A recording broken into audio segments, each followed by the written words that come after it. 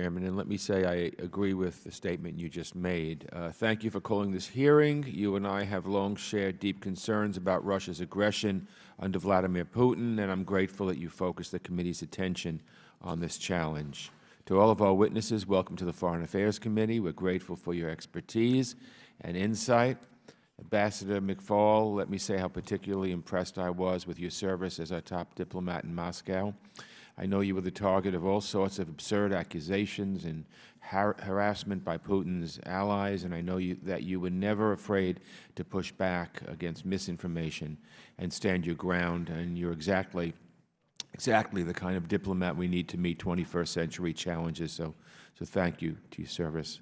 And the other witnesses, thank you as well for your service.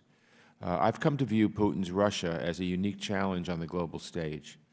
When we face crises around the world, we often ask ourselves, what could we have done differently, or what are the opportunities to diffuse the situation? But with Putin, there may not be answers to those questions because he's playing by his own set of rules.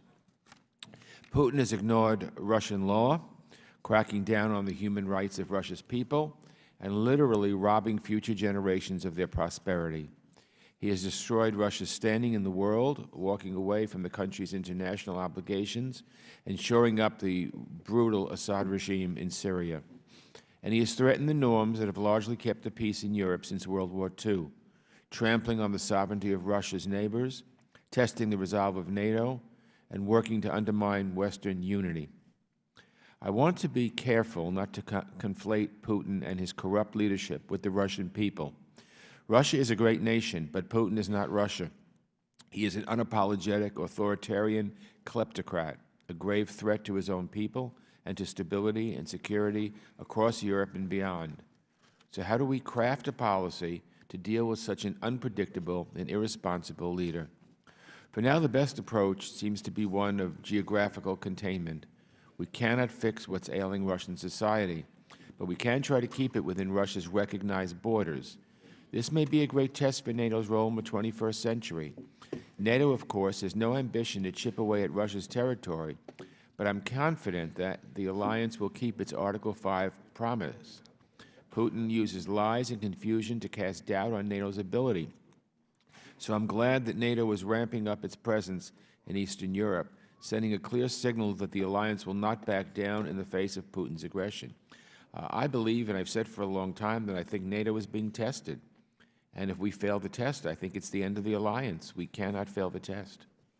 Aside from that, sanctions have given us mixed results. As violence in eastern Ukraine escalates again, it's clear that sanctions haven't done enough to thwart Putin's ambitions.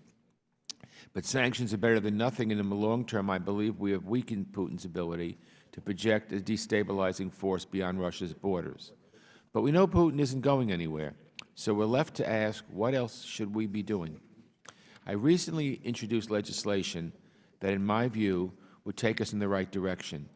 My bill, the Stand for Ukraine Act, would tighten sanctions on Russia and reject any form of recognition of Russia's rule over Crimea in the same way we didn't recognize Soviet occupation of the Baltic states during the Cold War. It would also help to drive investment in Ukraine and push back against Russian propaganda and disinformation. There are other issues I hope we can touch on today as well. How do we help the Russian people hear a different point of view? And the Chairman spoke about that in his opening statement. After all, Putin's apparent approval ratings have a lot to do with the fact that there's simply no alternative.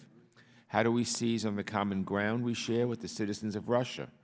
Even if the United States isn't popular in Russia, we know that the country's citizens are disgusted by corruption at every level of government.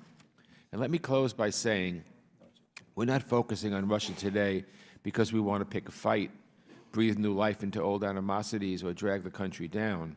A failed Russia would spread damaging ripple effects around the world. Rather, we hold out hope for the people of Russia. We want to see them realize their democratic aspirations. We want to see their country become a stable and prosperous European power and partner on the world stage. Putin has strangled democracy in Russia. We had such high hopes. But I look forward to hearing our witnesses today and hear what they have to say. And I thank them again for coming. I yield back, Mr. Chairman.